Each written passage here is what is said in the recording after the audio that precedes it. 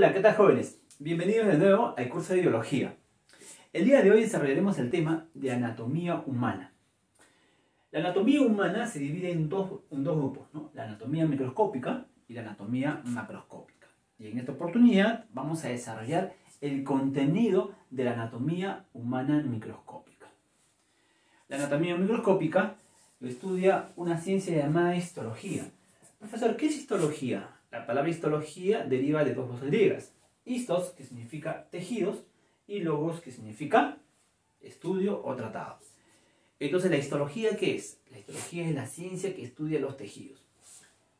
Y cuando hablamos de tejidos, tenemos que recordar que el tejido es un término que se usa para definir un conjunto de células, un grupo de células, que tienen el mismo origen, la misma forma y una función determinada. ¿Cómo es eso, profesor? Lo que pasa es que una célula, una sola célula, va a dar origen a un grupo de células. Y si queremos dar un ejemplo mucho más real, eso lo vamos a mostrar justamente cuando ocurre la fecundación. Recordemos que nosotros somos producto de la fusión de los gametos sexuales de tu papá y de tu mamá. Ahí está, ¿no? En la parte superior está el óvulo, que proviene de tu mamá, y en la parte inferior está el espermatozoide, que proviene de tu papá. La unión de estos dos gametos sexuales en la reproducción sexual, la unión de dos gametos sexuales da origen a una célula denominada huevo o cigote. La fecundación ocurre en el interior de la madre. Esa fecundación va a dar como producto esa célula denominada huevo o cigoto, que posteriormente va a empezar a desarrollar una serie de divisiones sucesivas. Esa sola célula, que ven ahí, va a empezar a desarrollar divisiones sucesivas. Una sola célula va a formar un conjunto de células. Una sola célula, en un inicio, va a formar un grupo de células, va a formar un embrión. Entonces, cuando yo digo tejido, nos tengo que referir a un conjunto de células que han sido formadas ¿por quién? Por una sola célula madre, ¿no? Esa célula madre da origen a un conjunto de células. Y eso es justamente lo que tienen que tener en cuenta cuando hablo de tejido. Que una sola célula, este huevo cigote, va a dar origen a un grupo de células que ¿de dónde provinieron? Provinieron de esta sola célula, la célula madre, ¿no? Entonces, este grupo de células, ¿qué es? Este es un tejido, porque Dios ha sido dado origen, ¿por quién? Por una célula huevo o cigote. Este embrión va a seguir desarrollándose una serie de divisiones sucesivas y va a formar una serie de procesos embrionarios, ¿no? Se denomina este proceso embrionario desarrollo embrionario, que va a dar origen finalmente a un individuo con rasgos distintivos en cada especie. Profesor, seguimos con el tema de tejido. ¿Qué es el tejido, profesor? El tejido, voy a decir, es un conjunto de células que tiene el mismo origen, la misma forma y tienen una función determinada. Es decir, estas células que se van originando aquí, este grupo de células que ha sido formada por una sola célula llamada huevo cigote, que fue el producto del óvulo y el espermatozoide, recuerda, ¿no? Esta célula llamada huevo cigote, por favor, aquí en la imagen no está, ¿no? Aquí, bueno, aquí no lo he puesto, pero aquí debe haber una célula llamada huevo cigote que se ha fusionado, que se ha formado por la fusión de estos dos gametos sexuales. Entonces, esta célula llamada huevo cigote tiene el óvulo y tiene el espermatozoide, ¿no? Esta es una sola célula. Y dio origen a un conjunto de células como este embrión, ¿no? Este embrión pasa por una serie de procesos, ¿no? Se denomina mórula, se denomina blástula, y finalmente a los 2 meses, si hablamos del humano, a los 2 meses se va a denominar gástrula, ¿no? ¿Por qué es importante hablar de la gástrula, profesor? La gástrula es importante porque en la gástrula se va a desarrollar los tejidos embrionarios. Y quiero hablar de los tejidos embrionarios específicamente porque aquí vamos a hablar de función. ¿Te acuerdas que le dije? Una célula forma un grupo de células, un grupo de tejidos, ¿no? Un tejido que tiene funciones determinadas. O sea, estos tejidos que se van a formar aquí, que son tejidos del embrión, tienen funciones determinadas. Y en este paso ya los tejidos se van a diferenciar. Anteriormente, en la blástula, en la mórula, todavía no se diferenciaron. Pero aquí va a iniciar su diferenciación, ¿no? O sea, está separándose de los tejidos, ¿no? En un inicio solamente es una pelotita, ¿no? Una pelotita hueca o maciza, ¿no? pero posteriormente estos tejidos van a diferenciarse. Profesor, ¿por qué habla de diferenciación? No lo entiendo. Lo que pasa es que las células van a escoger su función. Las células van a tener determinadas funciones. Funciones que van a expresarse con rasgos físicos, ¿no? Por ejemplo, cuando ya tienen sus funciones, va a dar la forma de un riñón, va a la forma de un estómago, va a la forma de un cerebro y así sucesivamente, ¿no? Entonces las células se van a diferenciar en órganos y posteriormente en sistemas. Entonces por eso es importante la diferenciación. Pero el primer punto de diferenciación ocurre justamente aquí, ¿no? En la blástula. Aquí se forman 3 tipos de tejidos embrionarios. Está en tu libro, míralo, está en tu libro. ¿Qué dice esos 3 tipos de tejidos embrionarios? Menciona justamente que esos 3 tipos de tejidos embrionarios son el ectodermo que se encuentra en la parte externa, ectodermo, el mesodermo que se encuentra en la parte intermedia y el endodermo que se encuentra en la parte interna. Estos 3 tejidos embrionarios, el ecto, el meso y el endo, son tejidos que van a dar origen a los 4 tipos de tejidos que encontramos en un individuo adulto. Los 4 tipos de tejidos que vamos a desarrollar en las posteriores clases son justamente producto de estos 3 tejidos embrionarios que se forman en la gástrula. Sí, profesor, a ver, ¿a qué se refiere?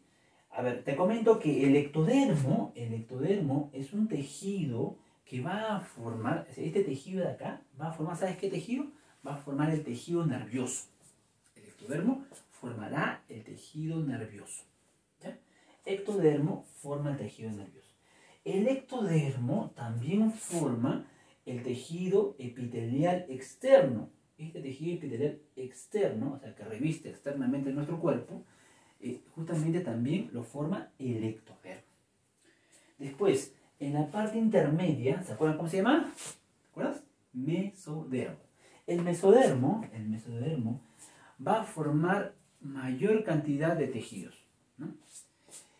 El mesodermo va a formar el conectivo, también llamado conjuntivo, va a formar el tejido muscular y va a formar el tejido epidérmico que reviste los huecos que se encuentran en el interior del individuo, ¿no?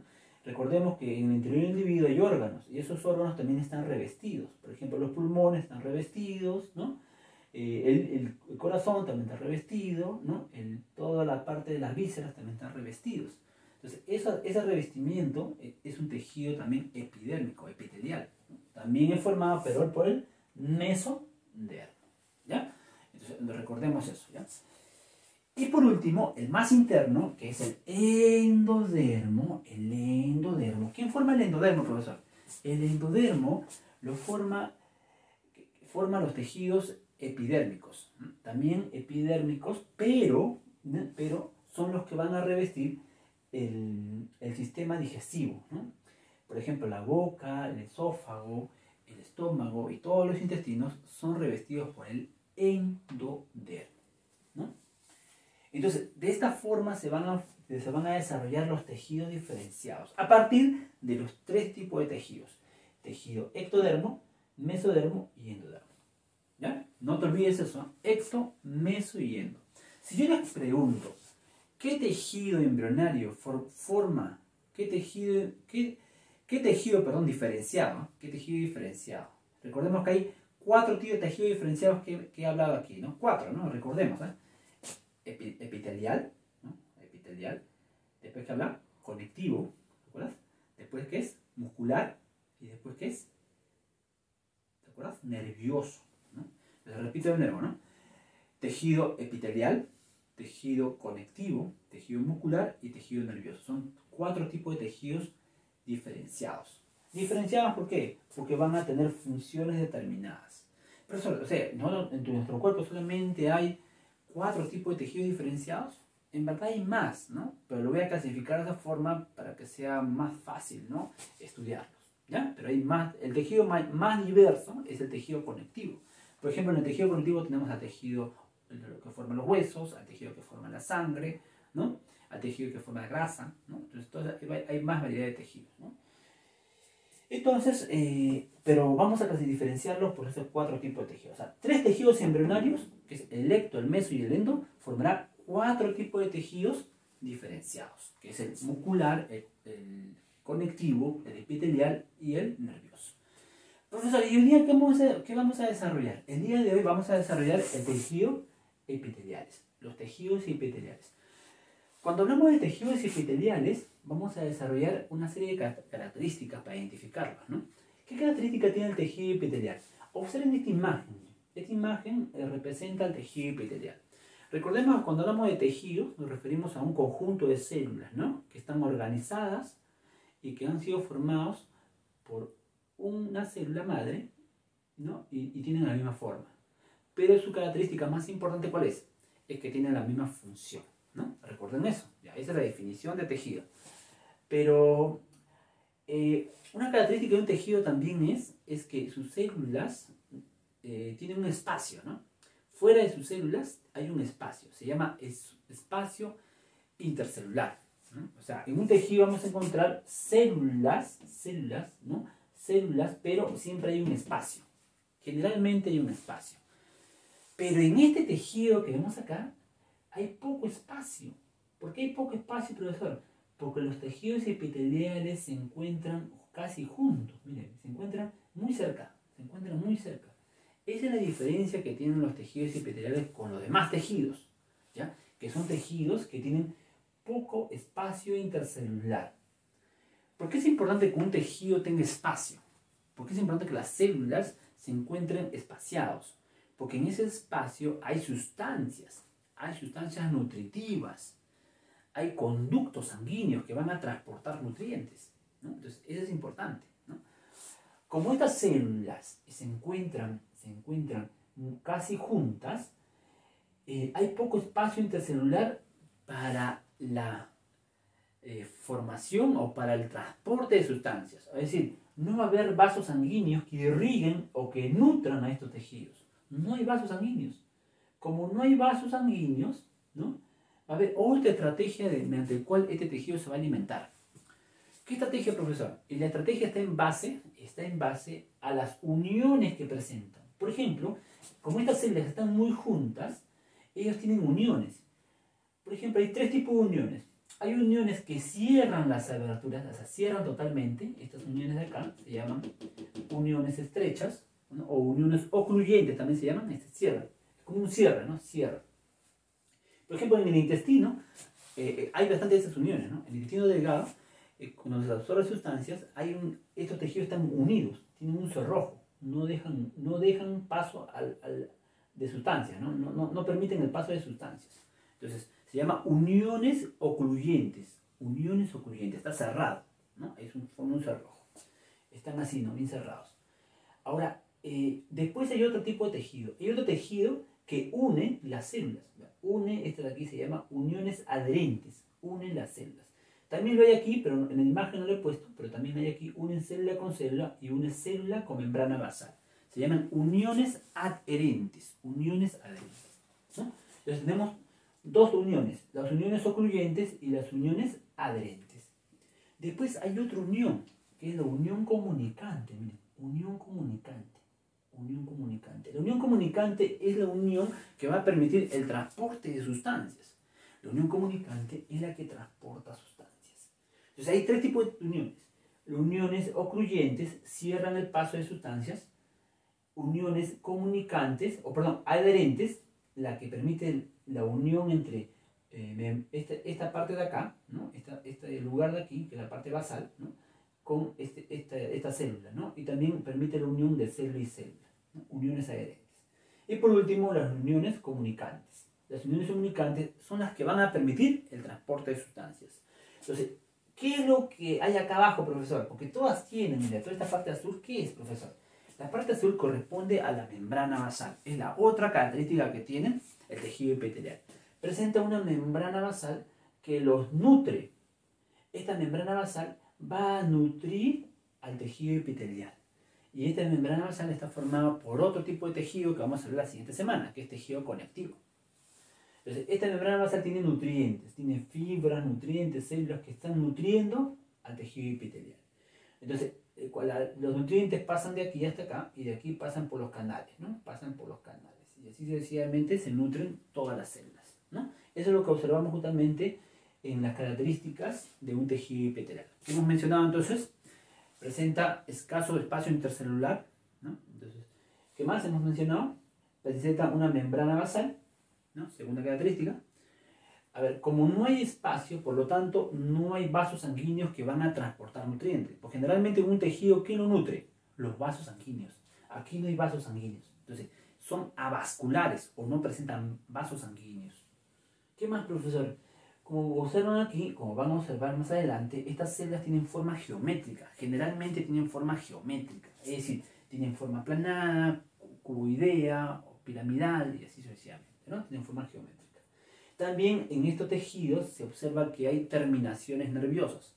Hay nervios que van a captar estímulos, ¿no? En estas zonas, ¿no? También hay terminaciones nerviosas. ¿Ya? A ver, entonces esa es la característica del tejido epitelial, ¿no? Membrana basal, ¿no? No presenta vasos sanguíneos, tiene forma geométrica, ¿no? Y tienen uniones, ¿no? Uniones de diferentes tipos, ¿no? Uniones adherentes, ocluyentes y comunicantes, ¿no? Esa es la característica que tiene el tejido epitelial. Profesor, ¿cómo lo vamos a estudiar? Lo vamos a estudiar de acuerdo a su clasificación. El tejido epitelial se clasifica de acuerdo a su forma, a la forma y a la función en dos grupos, ¿no? De acuerdo a su función y forma, vamos a tener aquí dos grupos. Los tejidos de revestimiento y los tejidos, según su clasificación, tejido de revestimiento y tejido glandular. Tejido de revestimiento y tejido glandular. Entonces, vamos a clasificar en tejido de revestimiento y tejido glandular. Empecemos con el tejido de revestimiento. El tejido de revestimiento es una cubierta que va a proteger externa e internamente, ¿no? Revistiendo los huecos internos, ¿no? Externamente en forma de piel e internamente revistiendo huecos o llevando funciones determinadas, ¿no? Lo vamos a ver más adelante. Entonces, revestimiento, forma cubierta, ¿no? El revestimiento también se clasifica en dos grupos, ¿no? Los que presentan una sola capa, se denominan monoestratificado. El de revestimiento, la que forma una cubierta, pueden ser clasificados en dos grupos. Los que presentan una sola capa se denominan, como ven acá, ¿no? Una sola capa, con su membrana basal siempre, ¿eh? Porque lo va a nutrir. Una sola capa se llama monoestratificado. Si presentan varias capas, como ven aquí, hay varias capas, acá hay tres capas, ¿no? Una, dos y tres, pueden tener dos o más capas, se llaman poliestratificado, ¿no? Entonces, en esta imagen de aquí, en esta ilustración de aquí, vamos a observar en qué lugares se lleva a cabo este tipo de tejido, ¿no? Entonces empezamos a hablar primero del tejido monoestratificado plano, ¿no?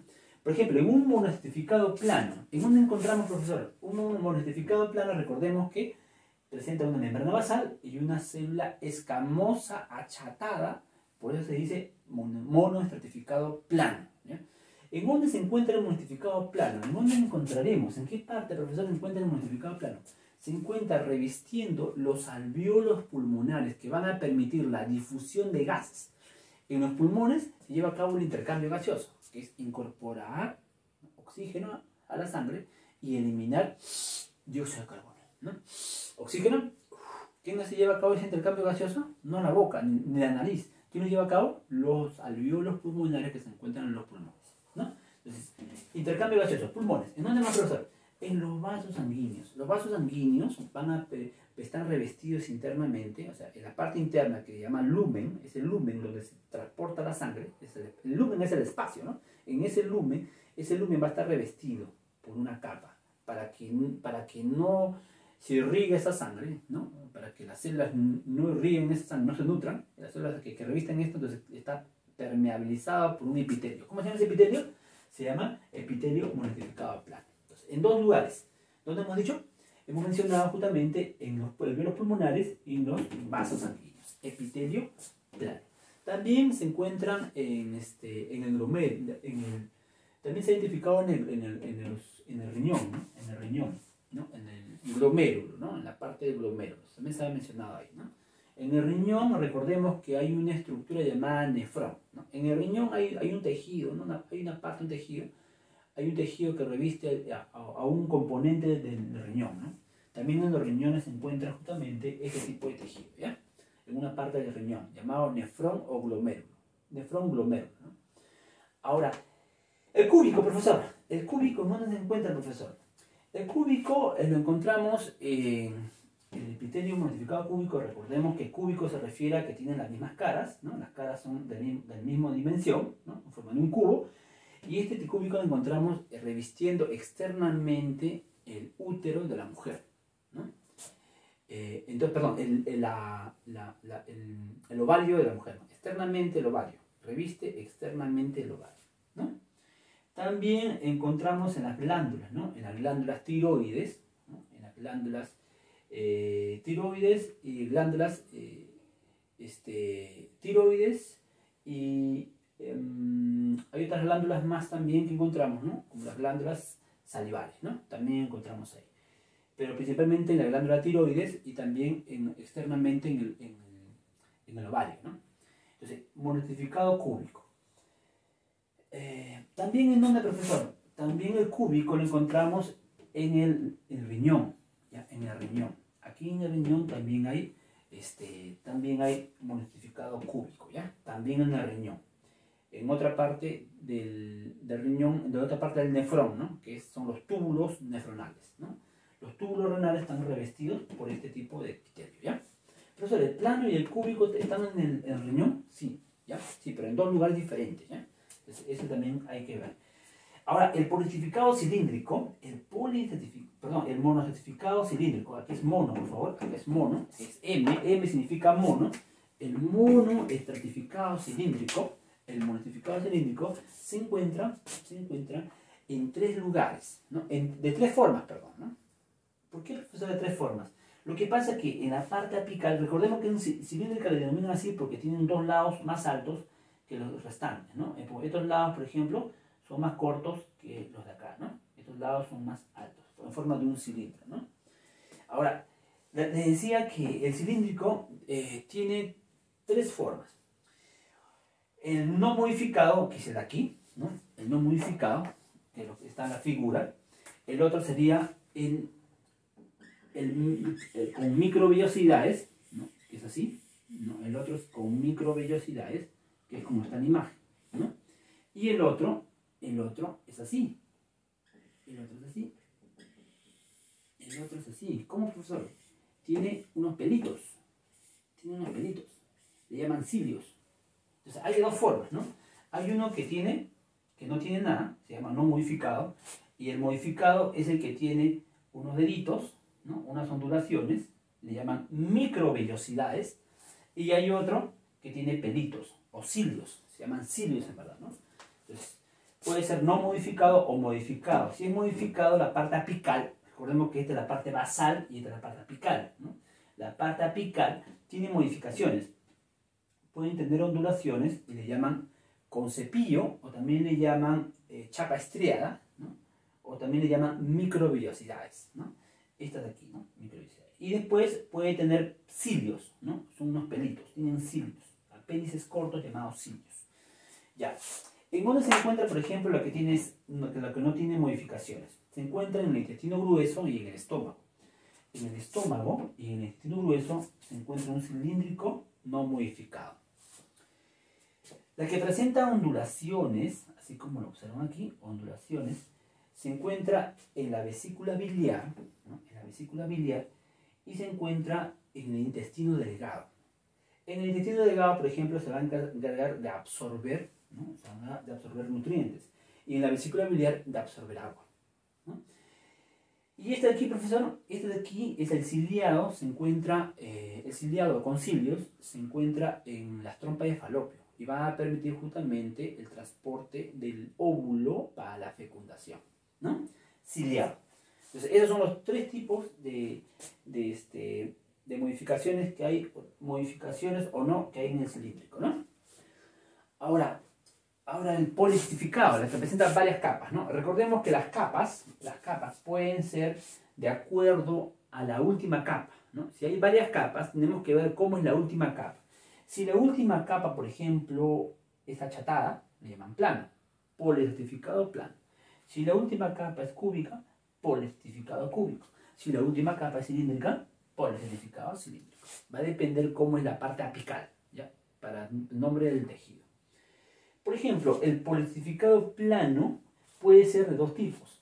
El plano puede tener una cubierta, ¿no? Aquí está, por ejemplo, cilíndrica, cúbico y plano. El plano, que esto es lo mismo y esto es lo mismo, el plano puede tener una cubierta impermeable, formada por queratina, por una proteína, ¿no? Llamada queratina.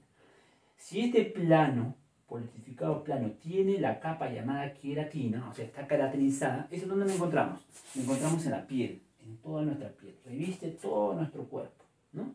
El plano poliestratificado plano queratinizado, reviste externamente nuestro cuerpo, o sea, está formado en la piel, forma la piel, ¿no? Ya. Profesor, ¿y el poliestratificado plano no queratinizado, la que no tiene queratina? La que no tiene queratina se encuentra en la boca, en el esófago, se encuentra en el conducto anal y también en la vagina de la mujer, ¿no? Ahí se encuentra el poliestratificado plano no queratinizado. El cúbico, profesor, el poliestratificado cúbico, recordemos que cúbico es porque la última capa es cúbica, ¿no? El cúbico lo vamos a encontrar en los conductos de las glándulas sudoríparas, ¿no? Conducto de glándulas sudoríparas, ahí encontramos el cúbico. Pero también encontramos en las glándulas tiroides, ¿no? En las glándulas tiroideas, perdón, ¿no? Glándulas tiroideas, y también lo encontramos en el conducto de las glándulas sudoríparas, ¿no? Conducto de glándulas sudoríparas y glándula tiroidea. Ahí encontramos el poliestratificado cúbico. Profesor, ¿y el cilíndrico? El cilíndrico, poliestratificado cilíndrico, lo encontramos en la parte de la lente ocular, ¿no? En la parte del lente ocular encontramos justamente, ¿no? Revestido por este tipo de tejido, ¿no? Reviste este tipo de tejido, ¿no? Entonces la parte ocular, del lente ocular, no, internamente, ¿eh? No externamente, ¿no? Ahí se encuentra este tipo de tejido, ¿ya? En el globo ocular, mejor dicho, ¿no? Ahí se encuentra revestiendo este tejido. Ahora, también hay que hablar de otros tejidos, ¿no? Hay tejidos, por ejemplo, que no se puede observar, no es simple determinar si tiene una o más capas, ¿no? ¿Por qué? Porque miren, si ustedes ven aquí, ¿no?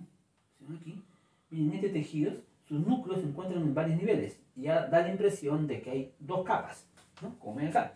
Y se denomina pseudoestratificado, o también monoestratificado, ¿no? Falso monoestratificado, ¿no? Falso monoestratificado. Le denominan así porque da la impresión justamente que hay dos capas. Y yo podría decir que es un poliestratificado, pero no es correcto. ¿Por qué? Porque, recordemos, todas las células caen en la membrana basal. Y si todas las células caen en la membrana basal, hay una sola capa, ¿no? Entonces, todos caen en la membrana basal, por lo tanto, hay una sola capa. Por más que los núcleos estén en desniveles. ¿Dónde encontramos ese estratificado? En las vías respiratorias. En la tráquea, en los bronquios, están revestidos por epitelio pseudoestratificado. Ellos producen mucosa constantemente para poder eliminar justamente las sustancias o alergenos o polvo, ¿no? Que pueden contaminar los pulmones, ¿no? Y finalmente tenemos aquí, en el revestimiento, tenemos por ejemplo el poliestratificado de transición. Por ejemplo, nuestra vejiga tiene la capacidad de poder extenderse, ¿no? Cuando la vejiga está en su posición normal, ¿no? Está revestida por este tipo de tejido, ¿no? Tiene esta forma los tejidos, ¿no? Son cúbicos, ¿no? Son cúbicos con medida, ¿no? Pero ¿qué pasa cuando la vejiga empieza a aumentar, ¿no? La orina, de repente ustedes se retienen la orina, entonces este tejido, esta vejiga empieza a extenderse, se achatan, ¿no? Los tejidos externos se empiezan a achatar, ¿no? ¿Para qué? Para que haya más volumen de orina. Entonces tienen capacidad de distensión, tienen capacidad de elasticidad, ¿no? Por eso se llama de transición, porque cambian de forma de acuerdo a la función que van a realizar, ¿ya? No se olviden, alargados y achatados, ¿sí? Porque aumentan la masa. Entonces nos encontramos en la vejiga, ¿ya? ¿Y qué es una glándula, profesor? Una glándula es aquel epitelio que no protege, que no tiene funciones diversas, sino que tiene la función de producir sustancias. Un epitelio glandular es aquel que produce sustancias. Y por ejemplo aquí tenemos a una glándula. Esta glándula está conformada por un conjunto de tejidos que forma sustancias. Estas células van a empezar a formar sustancias, ¿no? Forman sustancias. Las glándulas presentan dos partes, ¿no? Una zona productora y una zona tubular, ¿no? Una zona productora o secretora, y una zona tubular, ¿no? Por ejemplo, las glándulas exocrinas tienen una zona secretora y un conducto, ¿no? Una zona productora y un conducto. Pero hay un tipo de glándula que solamente tiene la zona secretora. El conducto no lo presenta, Entonces, profesor, una glándula es un lugar donde producen sustancias, nada más. Y una glándula exocrina es la que tiene la productora de sustancias y un conducto. Y la endocrina solamente tiene la productora o la secretora. Sí, eso es lo que acabo de decir. Entonces, vamos a ver, por ejemplo, las variantes que hay. Por eso, otra definición también de exocrina, o las funciones que llevan a las glándulas exocrinas, es de producir la sustancia y eliminarlas hacia la parte externa. Externamente, ¿no? Hacia afuera o hacia una cavidad. Por ejemplo, externamente puede ser por medio de la piel, glándulas sudoríparas, ¿no? O puede ser también a glándulas salivales, ¿no? A la cavidad, ¿no? A la cavidad. O también puede ser al intestino, por ejemplo, el páncreas, ¿no? Vierte sustancias, jugo pancreático, ¿no? Entonces, miren, esa es justamente la característica de glándulas exocrinas. Lo eliminan hacia afuera, por eso tienen el conducto, ¿no? Para eliminarlo hacia la cavidad o hacia la parte externa del cuerpo. ¿Qué es una glándula merocrina? Porque hay variedades, ¿no? La glándula merocrina es aquella que produce sustancias, es aquel grupo de tejidos que van a producir las sustancias, pero no sufren cambio las células que producen. Es decir, estas células que van a producir las sustancias no cambian, permanecen intactas. Se llama merocrina. Pero en cambio, si estas células productoras o secretoras pierden la parte apical, se denomina glándula apocrina. Si pierde la parte apical, le llaman apocrina. Pero si estas células, al producir las sustancias, se desintegran, se denominan holocrina. ¿No? Las que producen sustancias y permanecen intactas, ¿no? Por ejemplo, están las glándulas salivales, ¿no? Las que pierden su consistencia, ¿no? O sea, se desintegran, se denominan glándulas sebáceas. Las glándulas sebáceas son las que pierden su consistencia, ¿no? Y esta de aquí, la apocrina, son las glándulas mamarias. ¿No? Entonces ahí tenemos los tres tipos de tejidos: merocrina, apocrina y holocrina, ¿no? Ahora, profesor, ¿qué es una glándula endocrina? Una endocrina es aquella que produce la sustancia, pero como no tiene conducto para eliminarlo, lo incorpora a los vasos sanguíneos. Y esta sustancia que se produce se denomina hormona. ¿Dónde lo vierten? Lo vierten a una serie de órganos. Lo vierten a la hipófisis, al hipotálamo, y lo vierten a una serie de glándulas, ¿no? A una serie de estructuras que vamos a hablar después, ¿no? Por ejemplo, miren aquí, esta es una glándula endocrina. Está produciendo la sustancia hacia los vasos sanguíneos que se encuentran aquí. Entonces, esa es una glándula endocrina. Vierte a un vaso sanguíneo. Pero hay glándulas que tienen las dos funciones. Es exocrina, o sea, vierten afuera, pero también vierten a los vasos sanguíneos. ¿Qué glándulas son exocrina y endocrina a la vez? O sea, glándulas mixtas. Así se le llama, ¿no? Por ejemplo, el hígado produce sustancias, produce bilis. pero también produce, ¿no?, sustancias, hormonas que regulan justamente las actividades del hígado, ¿no?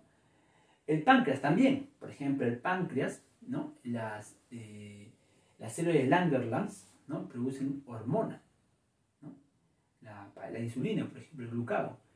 En cambio, los acinos pancreáticos, que son otras células del páncreas, ellos eliminan o producen jugo pancreático, o sea, lo vierten afuera, a la cavidad, ¿no? Entonces, la parte endocrina lo realizan ¿quién? La célula de Langerhans. Y la parte exocrina lo realizan los acinos pancreáticos, formando jugo pancreático. Entonces, es una glándula mixta del páncreas. Bueno, jóvenes, creo que hemos desarrollado la clase de una forma más completa e integral y esperamos ahora a desarrollar el cuestionario o la práctica calificada. Bueno, hasta una próxima oportunidad. Espero que les haya gustado. Chao, chao. Cuídense.